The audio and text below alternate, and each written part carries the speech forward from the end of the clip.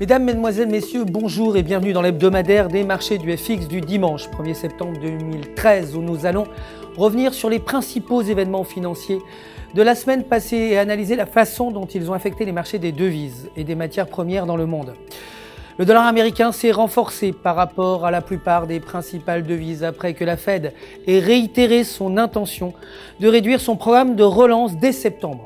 La demande des investisseurs pour des actifs plus sûrs a augmenté la semaine dernière après que le renseignement américain ait annoncé que des armes chimiques avaient probablement été utilisées par le gouvernement de Bachar el-Assad en Syrie. Le yen japonais s'est renforcé par rapport aux devises principales alors que les investisseurs ont spéculé sur l'incertitude qui concerne les actifs des marchés émergents en septembre.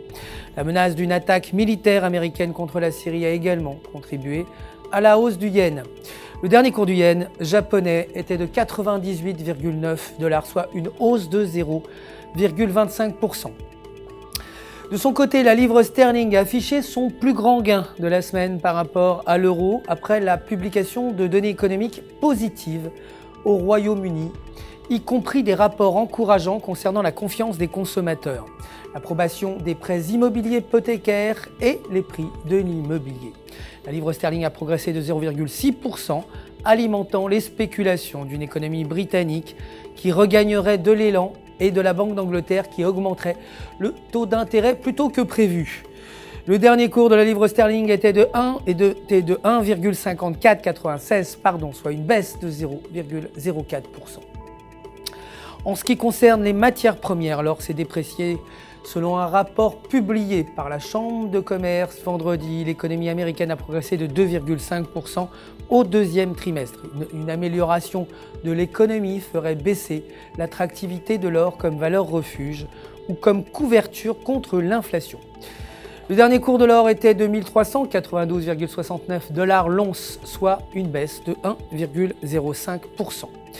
Le pétrole brut, quant à lui, a chuté pour le deuxième jour consécutif après que la Chambre des communes ait rejeté la proposition du Premier ministre David Cameron d'une attaque militaire en Syrie.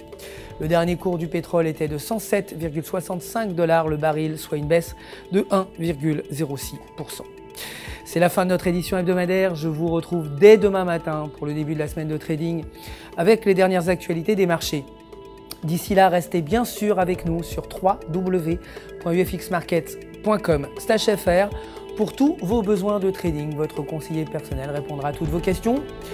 Le centre d'assistance du FX Markets se joint à moi pour vous souhaiter une excellente journée de trading.